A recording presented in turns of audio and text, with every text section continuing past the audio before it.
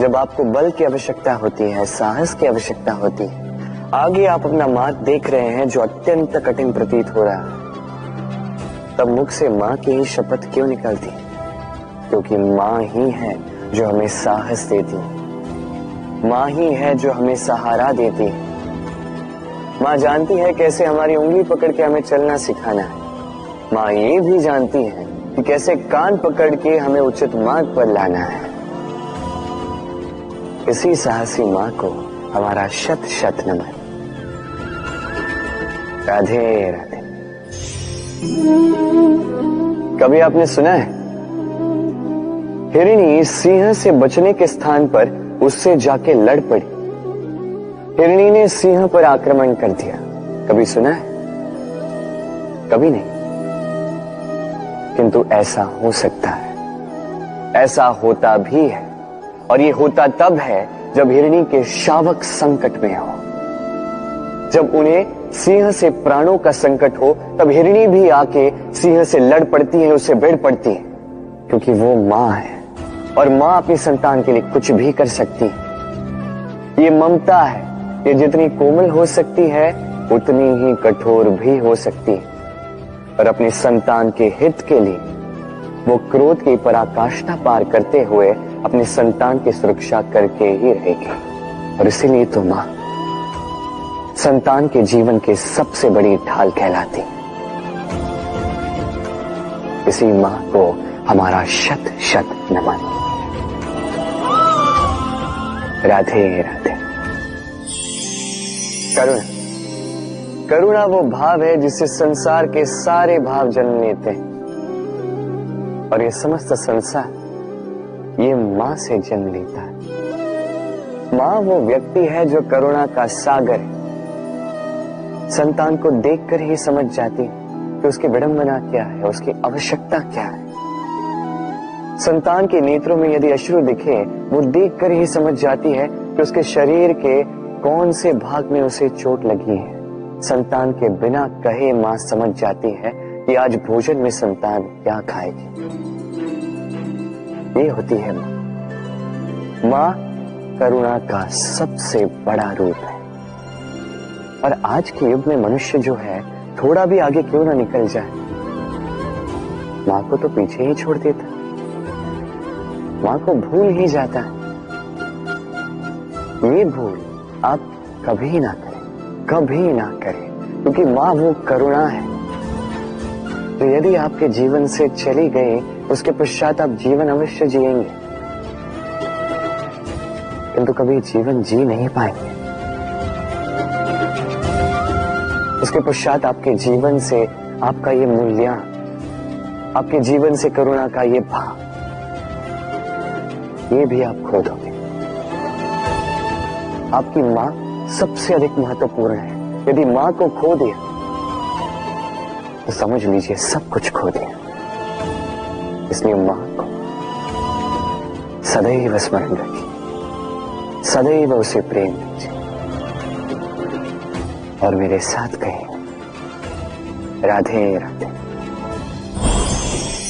आज विजयदशमी, वो दिन है जब श्री राम ने रावण का वध, वो दिन है जब श्री राम ने लंका पर विजय प्राप्त की। लोग कहते हैं कि ये अच्छाई की बुराई पर विजय का प्रतीक है। इसे देखने का एक और रूप भी है। जी हां, ये प्रेम के विजय का भी प्रतीक है, ये परिवार के विजय का भी प्रतीक है।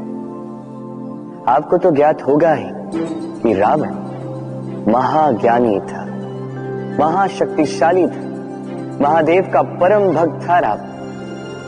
अब जो व्यक्ति कैलाश पर्वत उठा सकता था, वो व्यक्ति स्वयं एक कटे हुए वृक्ष की भांति श्री राम के चरणों में गिरा हुआ था। क्यों? क्योंकि राम के साथ लक्ष्मण था, वही रावण के साथ विभीषण भी नहीं था। एक और परिवार में बढ़ता प्रेम था, तो दूसरी ओर परिवार में बढ़ती दरार। स्मरण रखिए, यदि संसार पर विजय प्राप्त करनी है तो सर्वप्रथम परिवार में प्रेम बनाए रखना होगा। परिवार में केवल प्रेम बढ़ाइए, द्वेष कभी नहीं। आप सदैव सुखी रहें और जीवन की हर बाधा पर आप विजय प्राप्त करें। राधे राधे। देखिए, कल जो आने वाला है उसके लिए आज को व्यर्थ करना अनुचित है। हमें इस प्रकृति से यही सोच, यही सीख पानी चाहिए। आज का ये क्षण ये कल नहीं आएगा, और कल जो क्षण आने वाला है वो आज को किसी भी प्रकार से प्रभावित नहीं करता। बस इसी सीख को ध्यान में रखते हुए आप सभी निश्चिंत रहिए। जीवन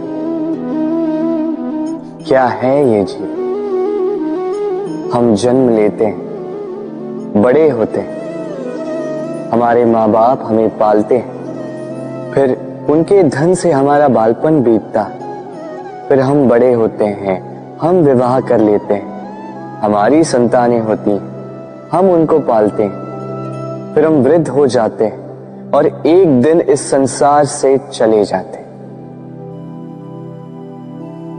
क्या यही जीवन है? आता होगा ये प्रश्न मन में कई बार, है ना? अब तनिक जल की यात्रा देखिए। सागर से भाप बनकर उठता है, मेघ बनकर बरसता है, फिर नदी बनकर पुनः सागर में समावेश करता है। तो कभी ये प्रश्न नहीं करता कि उसका जीवन क्या है, उसका उद्देश्य क्या है। हर भाव जीता है और दूसरों के लिए जितना बन सके देता जाता। जब सागर में होता है तो असंख्य जल जीवों को जीवन देता है। जब सागर से भाप बनकर मेघ बनता है तो किसानों को आशा देता है कि फसल पुनः उपजेगी। जब वर्षा बनकर बरसता है तो इस सूखी प्यासी धरा को सींचता है, और जब नदी में होता है तो किनारों पर वनस्पतियों को जन्म देता है। तो सोचिए, क्या जल कभी ये सोचता होगा कि उसका जीवन क्या है, उसके जीवन का उद्देश्य क्या है?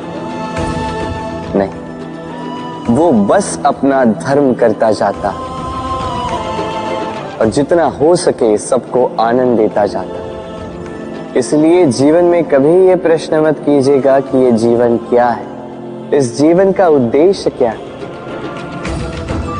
बस इस जीवन को जिए और जितना हो सके उतना सबको आनंद दे। मन प्रसन्न होकर बोलेगा राधे राधे। कभी वर्षा के कारण बने कीचड़ से होकर आप अपने घर गए? पादुका पहनने के कारण आप उस कीचड़ से तो बच जाते, किंतु उन पादुकाओं द्वारा उड़ने वाली कीचड़ की बूंदें आपके वस्त्रों को मैला कर ही देती। किंतु फिर भी उन बूंदों से आपके वस्त्र मैले हो जाएंगे, इस कारण से आप पादुका पहनना तो नहीं छोड़ते। इसी प्रकार जीवन में कुछ ऐसे लोग भी आते हैं पादुका की भांति, जो आपको कीचड़ से तो बचा लेते हैं, किंतु वस्त्र रूपी आपके मन पर शंका के दाग लगा ही जाते हैं। इन लोगों के कारण से मन को खिन्न करने की आवश्यकता नहीं। आवश्यक है ये सोचना कि आपको आपके पांव कीचड़ से बचाने या आपके वस्त्र। जीवन में गंभीर होना अच्छी बात है, किंतु हर बात को यदि गंभीरता से लेने लगोगे तो जीवन का आनंद समाप्त हो जाएगा। ये संसार अनित्य है, यहां पे ऐसा कुछ भी नहीं जो सदा के लिए जीवित रहेगा। तो जब तक ये जीवन है, संतोष और आनंद से जी। स्वयं पर छिटकने वाले कीचड़ पर ध्यान ना दें, बस आनंद बांटते रहें। मन प्रसन्न होकर बोले राधे राधे। व्यक्ति को जब अपने प्रेम को खो देने का भय होता है तो वो अपने प्रेम को इतने कस के पकड़ कर रखता है कि प्रेम को ही पीड़ा होने लगती है। प्रेम पा तो लेता है किंतु उसे कैसे सहेजना है ये जब उसे नहीं समझ आता, तब वो उस प्रेम पर स्वामित्व पाने का प्रयास करता है और यहीं जन्म लेती है असुरक्षा की ये भावना, ईर्ष्या। जब एक लंबे वियोग के पश्चात दो प्रेमी एक दूसरे से पुनः मिलते हैं तो सबसे पहला भाव जो उनके मन में आता है वो ये कि कैसे एक क्षण के लिए भी अपने प्रेमी को स्वयं से दूर न जाने दो, कैसे अपने जीवन का एक एक क्षण अपनी प्रेमी के साथ बिता। प्रयास ये रहता है दाऊ, इन दो प्रेमियों के मध्य में कोई भी ना आ पाए, और जब ये नहीं हो पाता तब जागती है ईर्ष्या। परीक्षा एक ऐसी व्यवस्था जिससे मुझे, आपको, सबको कहीं ना कहीं दो चार होना ही पड़ता है। स्मरण कीजिए अपना बालपन। आप परीक्षा देने बैठे हैं। अब कुछ बालक ऐसे होते हैं जो वर्ष भर परिश्रम करते हैं, पढ़ते हैं, मन से परीक्षा देते हैं। कुछ बालक ऐसे होते हैं जो अपने आसपास बैठे बालकों की नकल करते हैं और परीक्षा में उत्तीर्ण भी हो जाते हैं। बुरा लगता है ये सोचकर कि कोई बिना किसी परिश्रम के परीक्षा में उत्तीर्ण कैसे हो सकता है। किंतु स्मरण रखिएगा, जो नकल करते हैं वो परीक्षा में उत्तीर्ण हो सकते हैं, सफल नहीं, क्योंकि वो नकल करते हैं बिना प्रश्न को समझे, बिना उत्तर का तरीका निकाले। यही हमारे साथ भी होता है। हम हमारे जीवन में दूसरों को देखते हैं, उनकी नकल करते हैं, उनकी भांति बनने का प्रयास करते हैं, किंतु ना हमारे जीवन में सफलता आती है, ना आनंद आता है। क्यों? क्योंकि हम एक विशेष बात भूल जाते हैं कि प्रत्येक मनुष्य का व्यक्तित्व भिन्न होता है। आप दूसरों की नकल करके अपना जीवन व्यतीत कर सकते हैं, किंतु यदि अपने जीवन में सफलता लानी, यदि अपने जीवन में आनंद लाना है, तो स्मरण रखिए, स्वयं के प्रश्नों का उत्तर जीवन में स्वयं को ही खोजना होगा। राधे राधे। मनुष्य को जब सफलता मिलती है तब उसमें जागता है अहंकार, और ऐसे में मनुष्य अक्सर एक बात भूल जाता है, झुकना। सोचता है कि मैं किसी के समक्ष क्यों झुकूं? और ऐसा इसलिए होता है क्योंकि मनुष्य एक महत्वपूर्ण बात भूल जाता है कि संसार में, इस जीवन में उसने जो भी प्राप्त किया है झुककर प्राप्त किया। बालपन में चलना सीखा तो इस धरा पर झुककर, गिरकर। बड़ों का आशीष लिया तो झुककर। किसान को फसल काटने के लिए झुकना पड़ता, कुएं से पानी निकालने के लिए पात्र को झुकना पड़ता, भगवान से आशीर्वाद प्राप्त करने के लिए उनके समक्ष झुकना पड़ता है। आंधियों में वृक्ष सुरक्षित कैसे रहते? झुककर। सम्मान कैसे पाया जाता है? झुककर। किसी के समक्ष झुकने का अर्थ स्वयं का आत्मसम्मान खो देना नहीं, उसका अर्थ होता है विनम्रता। हम मनुष्य हैं और इस आकाश की ऊंचाइयों तक पहुंचने के लिए हमें किसी पक्षी की भांति पंखों की आवश्यकता नहीं। बस जितना झुकेंगे उतना ही ऊपर उठेंगे। राधे राधे। आप इस संसार में ऐसे कई लोगों को जानते होंगे जिन्हें आप स्वार्थी मानते हैं, जो आवश्यकता पड़ने पर ही आपको स्मरण करते हैं, अन्यथा वर्षों तक कहीं दिखाई भी नहीं देते। किंतु जैसे ही उनकी आपके सहायता की आवश्यकता पड़ती है, हाथ जोड़कर आपके सामने सज्ज रहे।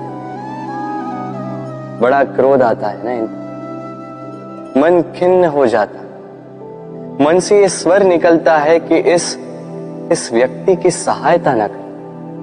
किंतु ऐसा कभी मत कीजिए। आप सोचेंगे क्यों कह रहा हूं मैं ऐसा। स्मरण रखिएगा, दीपक का स्मरण व्यक्ति केवल तभी करता है जब अंधकार गहरा हो जाता है। उसे स्वार्थी मानकर स्वयं व्याकुल ना हो, स्वयं को दीपक मानकर आनंदित हो। भाग्यवान समझिए खुद को कि किसी को आवश्यकता पड़ने पर आपकी याद आए कि आप इस संसार में किसी की सहायता करने योग्य हैं। इस जीवन में किसी के स्वार्थी होने से स्वयं का दृष्टिकोण न बदले। बस ये दृष्टि रखिए